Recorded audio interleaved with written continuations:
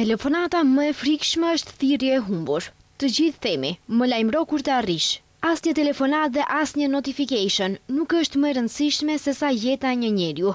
Këto ishin porosi që u dërgua nga konferenca në të cilën u lajmërua nisja e fushatës së kompanisë A1 Maqedoni, trafik më i sigurt të përgjegjshëm ndaj teknologjisë, për të vetëdijsuar qytetarët që të mos e përdorin telefonin derisa vozisin automjetin.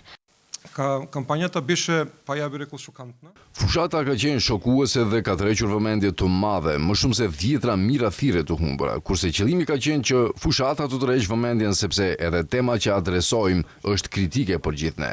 Teknologjia është këtu dhe këtu do të mbetet. Të gjithë ne përdorim telefonat celular dhe do të vazhdojmë të përdorim, por duhet të jemi të vetëdijshëm se ajo sekond kur jemi të pakujdesshëm dhe fokusohemi në telefonin ton, mund ta ndryshojë jetën tonë krejtësisht. Fushata realizohet me mbështetjen e Ministrisë së Punëve të Brendshme. Ministri Pançe Toshkovski tha se nuk ka kategori të veçantë për aksidentet që shkaktohen nga përdorimi i telefonave celular gjatë vozitjes, por vetëm nga vozitja e papërgjegjshme, ndërsa paralajmëroi se në të ardhmen këtë shkelje të ligjit do ta inkuadrojnë edhe në sistemin Safe City, që të mund ta detektojë si shkelje trafiku.